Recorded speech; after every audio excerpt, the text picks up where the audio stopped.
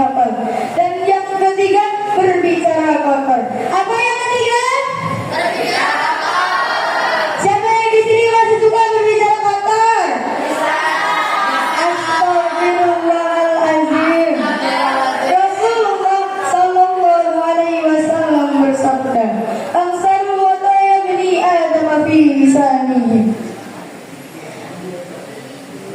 Angsaru wataya bani Angsaru wataya bani Angsaru wataya bani Angsaru wataya bani Angsaru wataya bani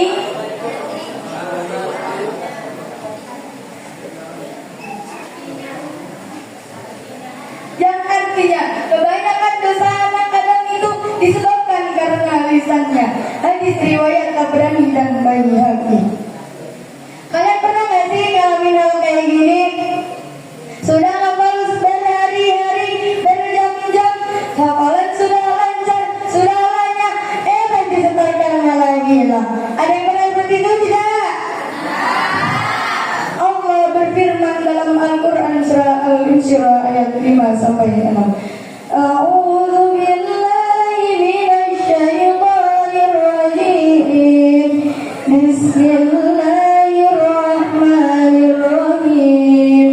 Fa inna ma'al usri yusra. Inna ma'al usri yusra. Shadaqallahul azim. Yang artinya karena sesungguhnya setiap kesusahan itu pasti ada kemudahan. Sesungguhnya setiap kesusahan itu pasti ada kemudahan. Apa sih yang dimaksud sesudah kesulitan itu pasti ada kemudahan? Ada yang tahu nggak? Contohnya nih ya, ibunya Kak Angga itu masak di rumah itu daging buaya yang besar banget. Terus itu daging buayanya itu dibawa ke pondok. Gak mungkin kan Kak Angga bakal makan segede itu. Habis itu Kak Angga pas banget ngajakinnya makan bersama itu sekelompoknya Kak Salim. Habis itu makannya senampan. Pas gak kerasa pas lagi ngomong-ngomong, pas lagi ketawa-tawa,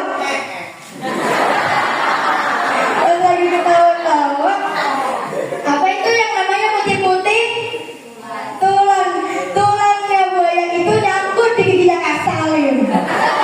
Habis itu Kak Salim berteriak apa? Astagfirullahaladzim. Habis itu Kak Salim dari situlah tidak bisa mengunyah, susah makan, jadi ribet lah pokoknya. Astagfirullahaladzim Kak Salim. Makanya pelan-pelan Kak Salim. Habis itu gak mungkin kan di situ Kak Salim diam aja.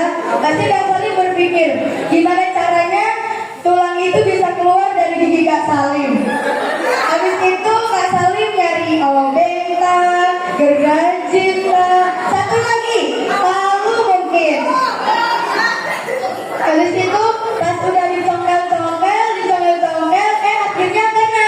Kak Salim berteriak apa? Alhamdulillah. Dan di situ Kak Salim langsung bisa makan enak. Itulah yang dinamakan apa? Sesudah kesulitan pasti ada kemudahan. Dari penjelasan di atas, ada yang tahu nggak kesimpulannya apa? Kak Salim tahu nggak kesimpulannya apa? Masa nggak tahu sih kesimpulannya apa? Masa dari tadi di situ berarti di sini nggak didengerin? Ayo Kak Salim apa? Besok kalau ada yang ceramah itu didengerin ya Kak. Lagian ngapain?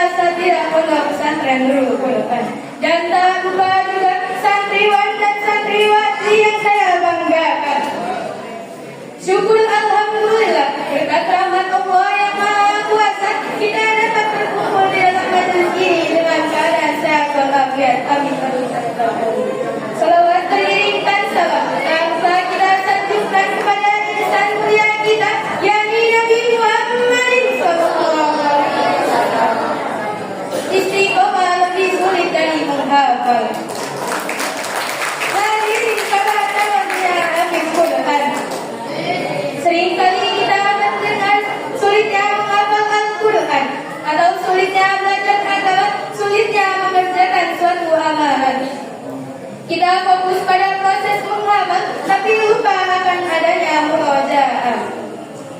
Hadirin, mana sih yang lebih sulit antara menghafal dan istiqomah? Kakak tahu nggak? Kalau udah tahu, yang dikasih tahu ya. Mari kita renungkan.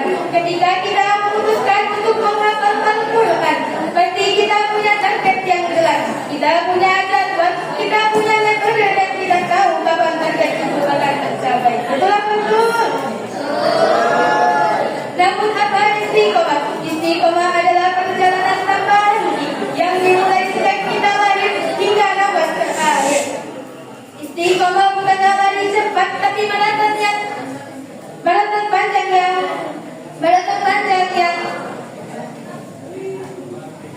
yang menguji ketahanan kita di setiap detiknya. Sebagaimana firman Allah dalam Al-Quran surat Hud ayat 112. A'udzu billahi minasyaitonir rajim. Bismillahirrahmanirrahim. Fastaqim kama umirta wa man taba ma'aka wa la tadghaw innahu bima ta'maluna bashir. Shadaqallahul azim. Yang artinya, maka tetaplah engkau Muhammad di jalan yang benar dengan sebagaimana telah diberitakan kepadamu dan orang-orang yang bertaubat bersamamu. Hadirin, pasti banyak dari kita yang semangat beramal saat dilihat orang lain, tapi luntur semangatnya saat sendirian. Betul apa betul? Inilah ujian istiqomah yang menuntut keikhlasan murni hanya karena Allah Subhanahu wa taala. Sebagaimana Rasulullah sallallahu alaihi wasallam bersabda, istiqomahlah dan kalian tidaklah akan mampu untuk istiqomah dengan semua ketaatan dengan sebenar-benarnya. Hadis riwayat Ahmad dan Ibnu Majah. Jadi kesimpulannya, menghafal itu seperti memori yang ada garis finisnya.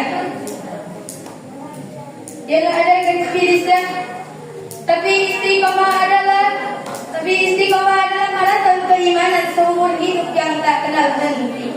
Kunci surga itu bukan seberapa banyak yang kita hafal, tapi seberapa banyak tekad kita untuk terus berjalan terus di jalan Allah. Sekian dari saya.